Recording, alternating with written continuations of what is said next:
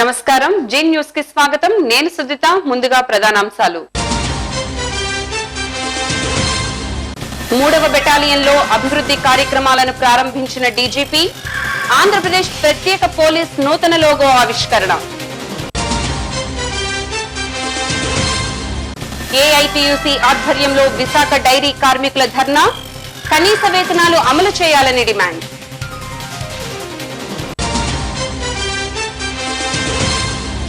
నీరు చెట్టు కార్యక్రమాన్ని ప్రారంభించిన మంత్రి పుల్లారావు రైతులు మట్టిని తమ పొలాల్లోకి తరలించుకోవాలని సూచన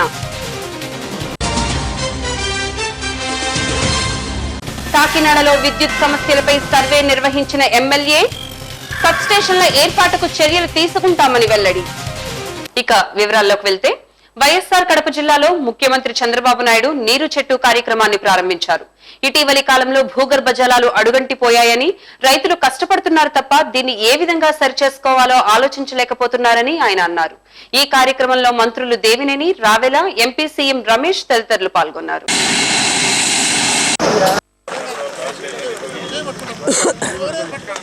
కడపలో కూడా శ్రీనివాసపురం రిజర్వాయర్ వస్తుంది. అవన్నీ కూడా నిన్న చూశాను.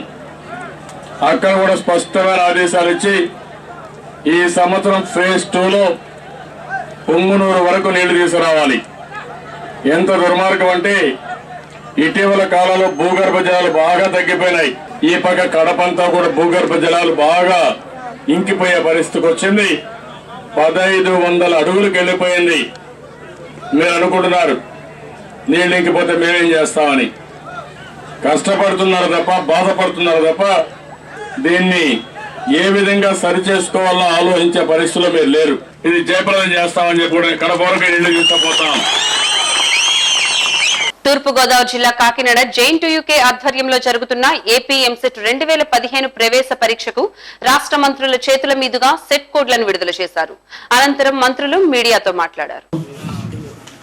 మనం మొదటిసారి ఇక్కడ ఎంసెట్ మనమే కండక్ట్ చేసుకున్నాం.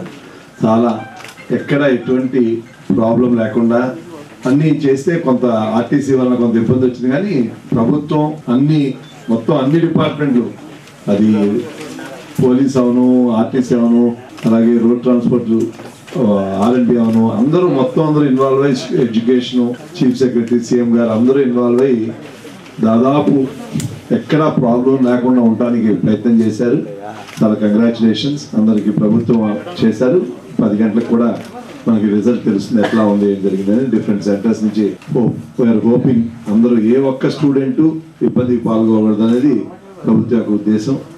ఇలాగే ఈ కండక్ట్ చేసిన విధానం చాలా ఎక్కడ ఎటువంటి అనుమానాలకి తావు లేకుండా ట్రాన్స్పరెంట్ గా చేసినందుకు ఈ ఎంసెట్ కన్వీనర్ని ఈ జేఎన్టీ వాళ్ళందరినీ నేను మనస్ఫూర్తిగా అభినందిస్తూ అందరూ ఇప్పుడు ఎగ్జామ్ రాసే స్టూడెంట్స్ అందరికీ బెస్ట్ విషెస్ చెప్తూ సెలవు తీసుకుంటారు. పశ్చిమ గోదావరి జిల్లా ఏలూరు పరిసర ప్రాంతాల్లో దొంగతనాలకు పాల్పడుతున్న భీమడోలు మండలం ఆగడాల లంక గ్రామానికి చెందిన సుబ్బారావు అలియాస్ నానిని పోలీసులు అదుపులోకి తీసుకున్నారు. నాని చెడు వ్యసనాలకు అలవాటు పడి కూలి పనుల ద్వారా వచ్చే డబ్బులు సరిపోక ఈజీ మనీ కోసం ఈ చోరీలకు పాల్పడుతున్నట్లుగా పోలీసులు మీడియాకు తెలిపారు.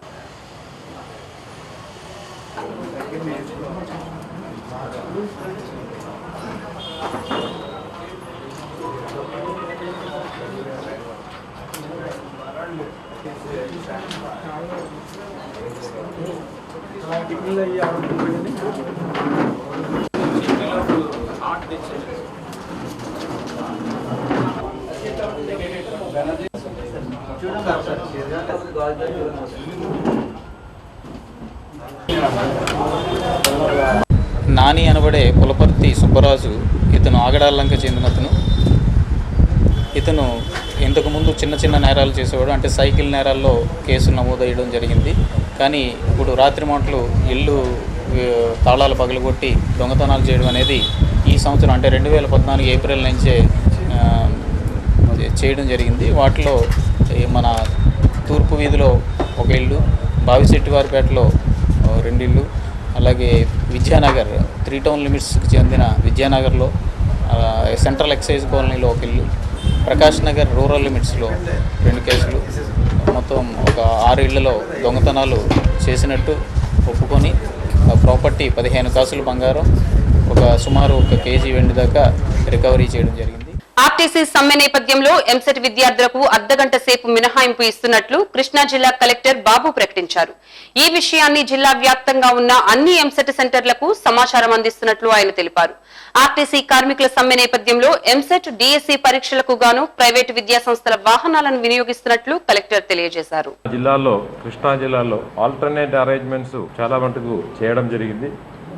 ముఖ్యంగా ఈరోజు మనకు 1222 బస్సెస్ ఉండే ఏపీఎస్ఆర్టీసీ, దానిలో 261 బస్సెస్ మనము ఆ రూట్లో పెట్టగలిగారు. ఇవి కాకుండా 235 హైర్డ్ వెహికల్స్ అంటే ఏపీఎస్ఆర్టీసీ హైర్డ్ వెహికల్స్ కూడా ఈరోజు తిరిగింది. ఈ రెండు కలిపి ఈరోజు మనం 36% దాకా సర్వీసు ఇవ్వగలిగారు. ఇవి కాకుండా ఇంకా 250 మంది డ్రైవర్స్ని కూడా ఐడెంటిఫై చేయడం జరిగింది. వారికి టెస్టింగ్ ఇవన్నీ చేస్తున్నారనమాట. సో వారిని కూడా వచ్చినటువంటి రోజుల్లో సర్వీస్కు పెట్టడం జరుగుతుంది. ఎక్కడ కూడా చిన్న ఇష్యూస్ కూడా జరగకుండా లా అండ్ ఆర్డర్ కూడా మెయింటైన్ చేస్తుంది. రాష్ట్ర డీజీపీ రాముడు తూర్పుగోదావరి జిల్లా కాకినాడలోని 3వ ఏపీఎస్పీ బెటాలియన్లో పలు అభివృద్ధి కార్యక్రమాలను ప్రారంభించారు. అనంతరం ఆంధ్రప్రదేశ్ ప్రత్యేక పోలీస్ నూతన లోగోను ఆయన ఆవిష్కరించారు. తాను ఏపీఎస్పీలో కమాండెంట్ గా పనిచేస్తున్నప్పుడు పాఠశాల భవనానికి శంకుస్థాపన చేశానని, మళ్లీ ఇప్పుడు అదే పాఠశాలకు అదనపు గదులను ప్రారంభించడం ఆనందంగా ఉందని ఆయన అన్నారు.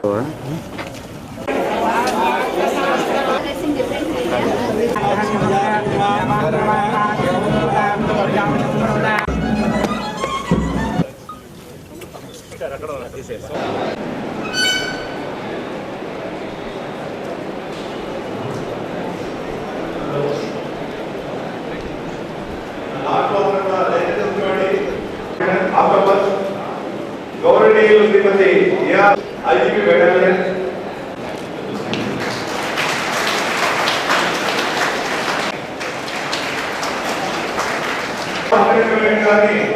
అయితే అందులోనూ ప్రత్యేకంగా ఈ కార్యక్రమాన్ని ఈరోజు ప్రత్యేక ఓన్లీ స్కూల్ మినిమం ఫీజుతో అంటే బయట డొనేషన్లు ఫీజులను కానీ ఈ బెటాలియన్లో పనిచేసినటువంటి అందరికీ every battalion, every member of the battalion not only remembers him but everybody knows his name, what he was when he was heading the APSP for 4 years, more than 10 years ago. పనిచేశారు. మీరు collector గారి రికమెండేషన్తో మన దగ్గర స్కూల్లో ప్రిన్సిపల్గా పెట్టిన medium collector గారితో head of 360 coordinator of English medium school Raju HC 360. నేను దాదాపు 1 సంవత్సరం నుంచి టీచర్ అయిన తర్వాత కాకినాడ రావాలని 3-4 సార్లు ప్లాన్ చేయడం జరిగింది. దాదాపు నేను 12 ఏళ్ళ క్రితం 4 సంవత్సరాల పాటు ఈ ఏపీఎస్పీ పెద్దగా పనిచేసినప్పుడు ఏపీఎస్పీలో కొన్ని మొదలుపెట్టిన చిన్న కార్యక్రమాలు చెట్లు నాటిన చెట్లు ఏదైతే పెద్దగా అయ్యాయో అలాగే ప్రతి కార్యక్రమం కూడా ముందు తీసుకోవడం జరిగింది. ఇక్కడ చాలా సంతోషం. అందుకు సిబ్బంది, వాళ్ళ కుటుంబాలను, ఆఫీసర్స్ ప్రతి ఒక్కరిని పేరున నేను అభినందిస్తున్నాను. గుంటూరు జిల్లా చిలకలూరిపేట మండలంలోని గోపాలవారిపాలెం, రామచంద్రాపురం గ్రామాల్లో నీరు చెట్టు కార్యక్రమాన్ని వ్యవసాయ శాఖ మంత్రి ప్రత్తిపాటి పుల్లారావు ప్రారంభించారు. ఈ సందర్భంగా ఆయన మాట్లాడుతూ రైతులు చెరువులోని మట్టిని తమ పొలాల్లోకి తరలించి తద్వారా పంటలు సారవంతంగా పండించుకోవచ్చన్నారు.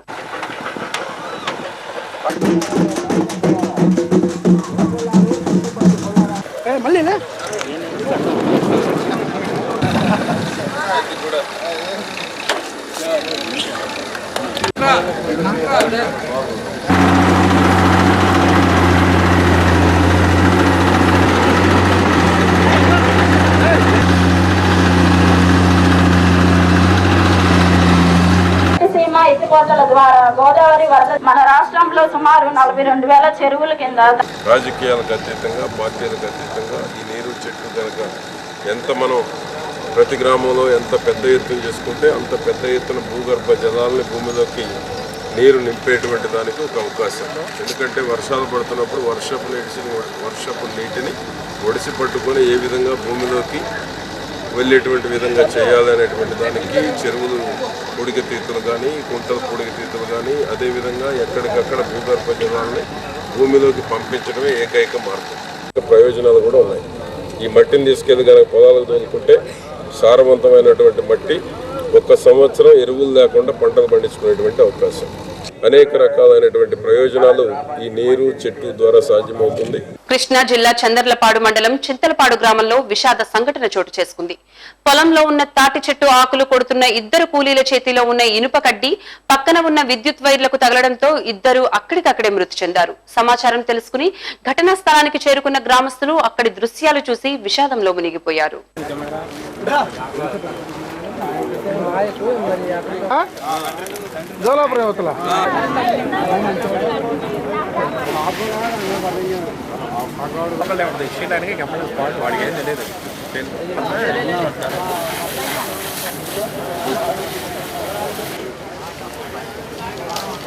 షార్ట్ సర్క్యులేషన్ వల్ల 2 అకస్మాత్తుగా చనిపోవడం జరిగింది. షార్ట్ సర్క్యులేషన్ ఎలా జరిగిందో కూడా అర్థం కావట్లేదు. ఒక ఆయన ఈ పొలాల మీద వాచ్మెన్గా ఉంటాడు, నాయక్ అనే అతను. ఇంకో కుర్రోడేమో కూలీ అతను, ఆయన వెంకటేశ్వరరావు అనే అతను. మరి వీళ్ళిద్దరూ ఎలా ఇదైందో తెలియదు. ఆ రాడ్ ఇట్లా వైర్ల మీద పడింది. ఇక్కడ ఏదో శబ్దాలు వచ్చినాయి, అందరూ వచ్చేరికలు 2 కాలిపోయి ఉన్నారంట. సంఘటన స్థలానికి అందరం, మాకు మెసేజ్ రాగానే అందరం వచ్చాము. వచ్చేరికలు కూడా ఇమ్మీడియట్గా ఫైర్ స్టేషన్కి అందరికి కూడా మెసేజ్ పాస్ చేసాము. ఇమ్మీడియట్గా ఫైర్ స్టేషన్ వారు కూడా వచ్చారు, అందరూ వచ్చారు. మామిడికాయలు కోతంటే వామో అయ్యో అని కేకలు పెడుతున్నారు. కేకలు పెట్టేతలకి కేకలు పెడతంటే నేను ఎవరు పోరగాళ్ళులే తాటికాయలు బూటికాయలు కొడుతున్నారు అనుకున్నాను. అనేతలకి ఇక పొగ వచ్చింది. ఈ పొగ వచ్చేతలకి ఏమైనా మొక్కజొన్నలో పడదేమోనని నేను బండి వేసుకొని పర్రని వచ్చేతలకి కరెంటు పట్టింది, చచ్చిపోయారు అన్నారు. ఇక నేను పర్రని వెనక్కి దిప్పుకొని పోయి బండి ఆడ ముఠావాళ్ళు వాళ్ళందరూ ఉంటే కేకలు పెట్టుకొని పిలుచుకొని వచ్చారు. తూర్పు గోదావరి జిల్లా కాకినాడ సిటీ ఎమ్మెల్యే వనమాడి కొండబాబు విద్యుత్ సమస్యలున్న ఏరియాల్లో సర్వే నిర్వహించారు. అనంతరం విద్యుత్ రెవెన్యూ కార్యాలయంలో సమీక్షా సమావేశం నిర్వహించారు. ఈ సందర్భంగా ప్రజలకు విద్యుత్ కష్టాలు లేకుండా త్వరితగతిన సబ్స్టేషన్ల ఏర్పాటుకు మున్సిపల్ అధికారులతో చర్చించి చర్యలు తీసుకుంటామని మీడియాకు తెలిపారు.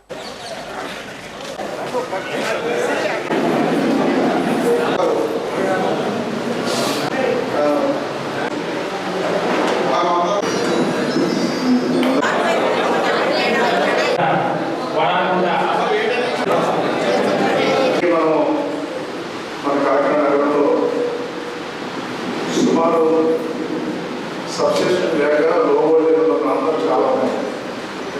అవన్నీ కూడా గమనించినప్పటికీ మనము ప్రపోజల్స్ ప్రభుత్వ దృష్టిలో పెట్టడం జరిగింది. మామూలు సబ్స్టేషన్ స్థలాలుగా ఎక్కడైతే అనుభవం ఉన్నాయో ఆ ప్రదేశాలు కూడా కార్పొరేషన్ నుంచి ఆ స్థలాన్ని టెక్నికల్ డిపార్ట్మెంట్ కూడా మనము హ్యాండ్ ఓవర్ చేయడానికి ప్రతిపాదనలు పెట్టడం జరిగింది. అవి కూడా శాంక్షన్ అయింది. ఆ విధంగా చూసుకుంటే సుమారు 17 కోట్ల రూపాయలతో ఈరోజు ప్రభుత్వం తయారు చేస్తాం. సరే, పనులు ప్రారంభించాలి. ఇలా ప్రారంభించే ముందు కూడా ఈరోజు మన కార్పొరేషన్లో అనేక మీటింగ్లు మనం పెట్టుకున్నాం. కార్పొరేషన్లో సమస్యలు. శ్రీ పొట్టి శ్రీరాములు నెల్లూరు జిల్లా గాంధీ జన సంఘంలో మంత్రి కొల్లు రవీంద్ర పర్వతారోహకుడు మల్లి మస్తాన్ బాబు సమాధికి పూలమాలలు వేసి నివాళులర్పించారు. అనంతరం మస్తాన్ బాబు కుటుంబాన్ని పరామర్శించి మీడియాతో మాట్లాడుతూ మస్తాన్ బాబు కుటుంబానికి 10 లక్షల రూపాయలు ఆర్థిక సహాయం చేస్తామని మంత్రి తెలిపారు.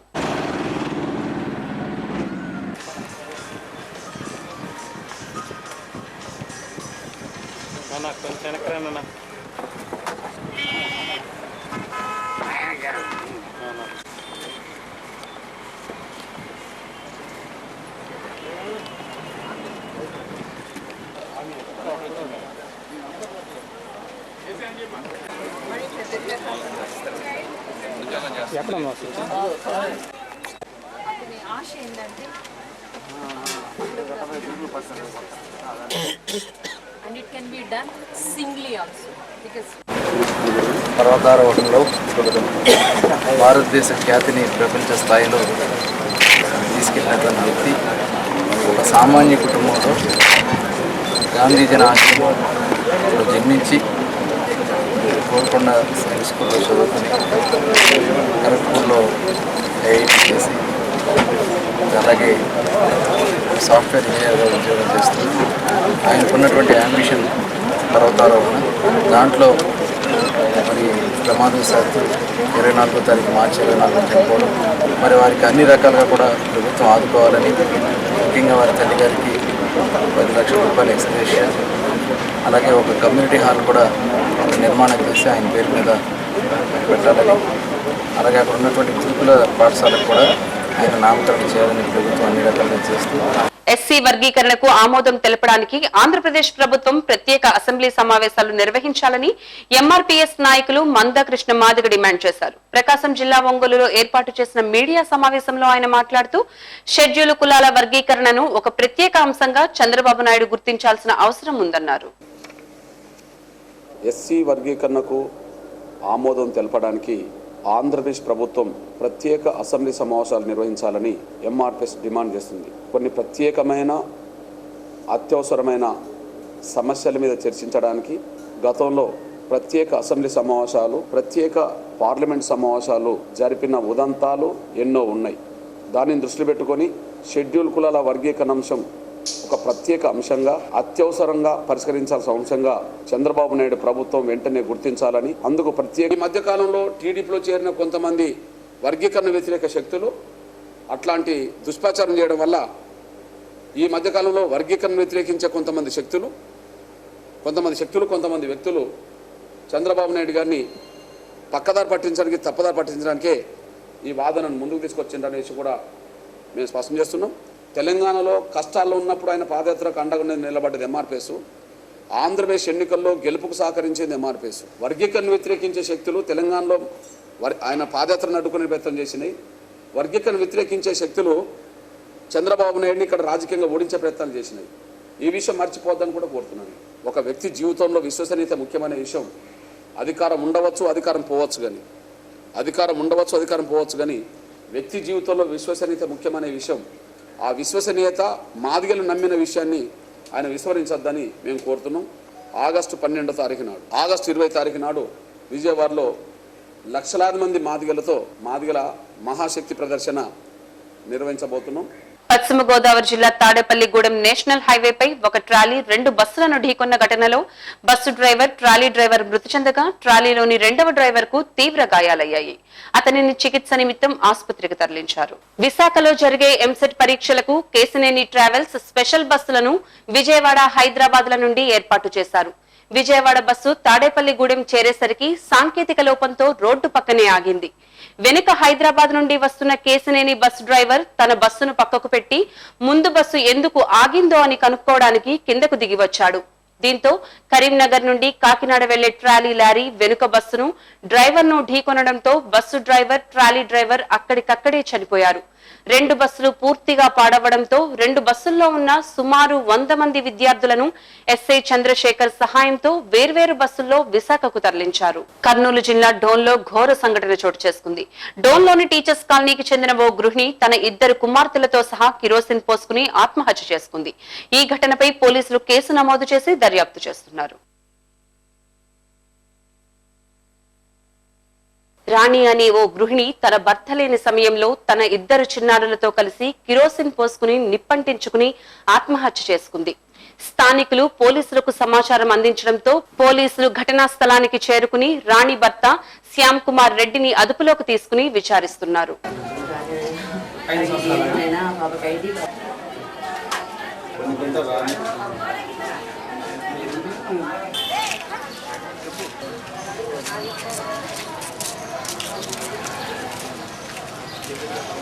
పశ్చిమ గోదావరి జిల్లా బుట్టాయగూడెం స్థానిక తహసీల్దార్ కార్యాలయం వద్ద నకిలీ పాస్ పుస్తకాలు రద్దు చేయాలని కోరుతూ సిపిఎం ఆధ్వర్యంలో ధర్నా నిర్వహించారు. ఈ సందర్భంగా పోలవరం డివిజన్ కార్యదర్శి రవి మాట్లాడుతూ ప్రభుత్వ కార్యాలయంలో ప్రైవేటు వ్యక్తులు హల్చల్ చేస్తూ గిరిజన రైతాంగాన్ని నట్టేట ముంచుతున్నారని ఆయన తెలిపారు.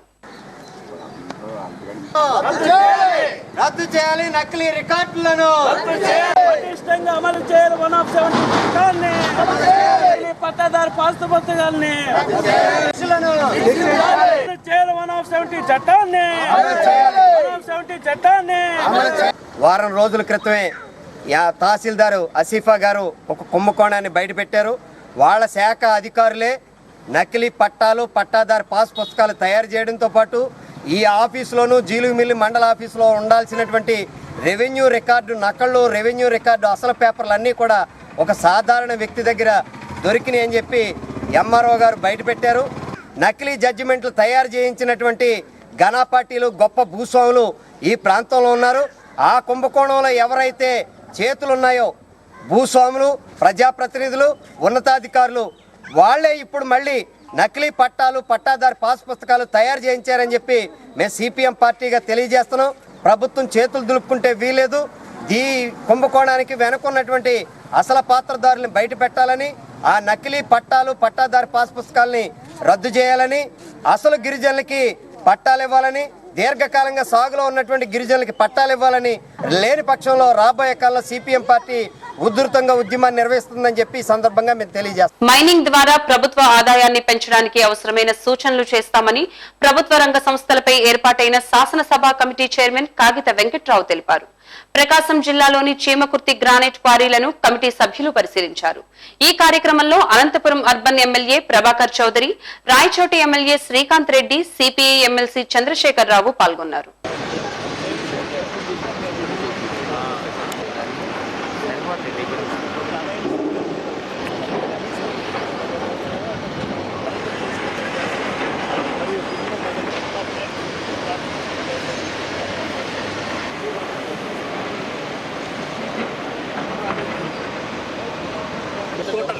ఇక్కడ 35 హెక్టార్స్ వాళ్ళంతా ఫ్యాక్టరీ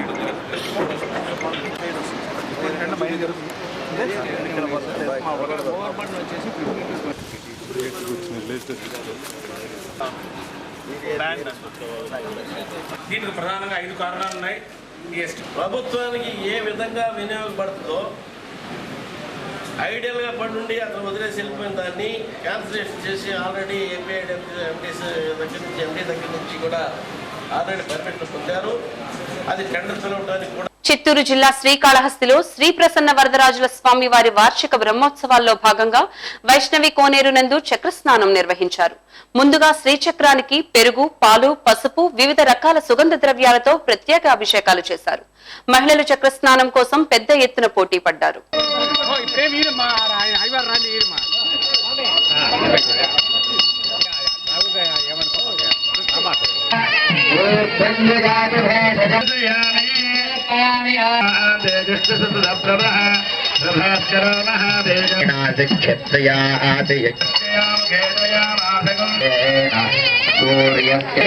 నారాయణం దేవవక్షరం పరమం పదం సంభవం పద్మఘోష ప్రతీకాశో హృదయధీమహే తన్నో లక్ష్మీ ప్రచోదయాత్. పృథివీభ్యాస్వాహ వాతాదారాభికాశయోత్యః సా దేవి దేవయం పోషేణ ధియో సోరాయాః పుత్రాయేతం పూర్వం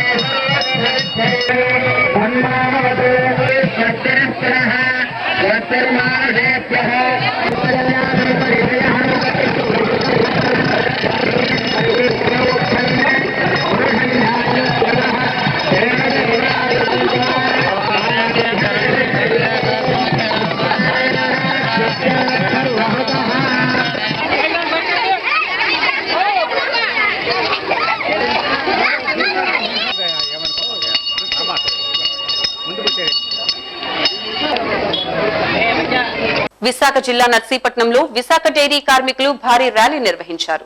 అనంతరం ఏఐటియుసి ఆధ్వర్యంలో సుమారు 200 మంది ఆర్డీఓ కార్యాలయం ఎదుట ధర్నా చేపట్టారు.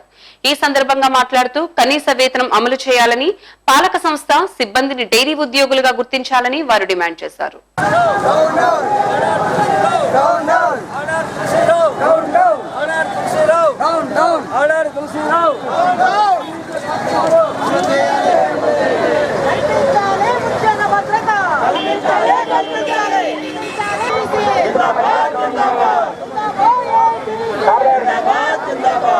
తీసుకోవట్లేదు తులసిరావు గారు.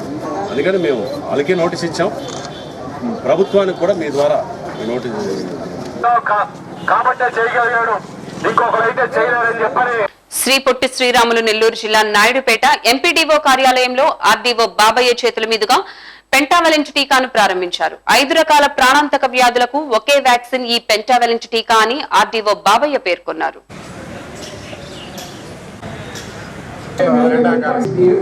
తర్వాత మనకి ఇన్ఫాక్ట్ అయితే దాదాపు 40 మీరు మీ గ్రామాల్లో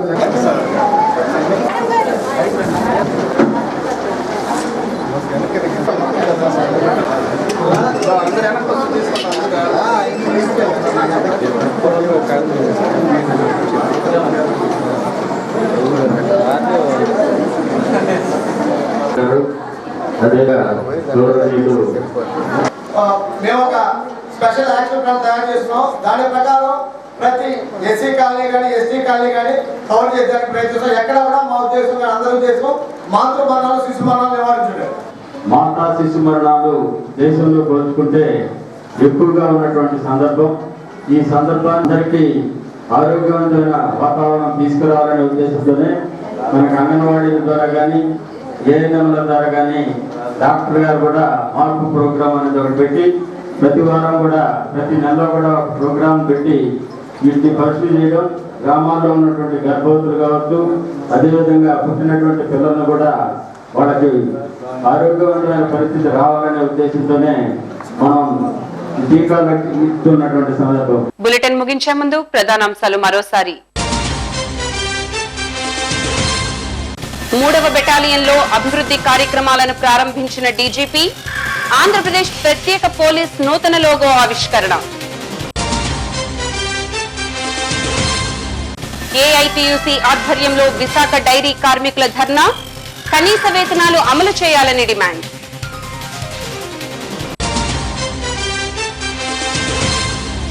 నీరు చెట్టు కార్యక్రమాన్ని ప్రారంభించిన మంత్రి పుల్లారావు.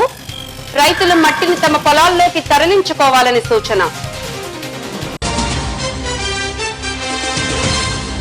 కాకినాడలో విద్యుత్ సమస్యలపై సర్వే నిర్వహించిన ఎమ్మెల్యే. సబ్స్టేషన్ల ఏర్పాటుకు చర్యలు తీసుకుంటామని వెల్లడి. ఇవి ఈ బులెటిన్ విశేషాలు. మరిన్ని తాజా వార్తా విశేషాల కోసం చూస్తూనే ఉండండి జే న్యూస్. ఇది ప్రజాగళం.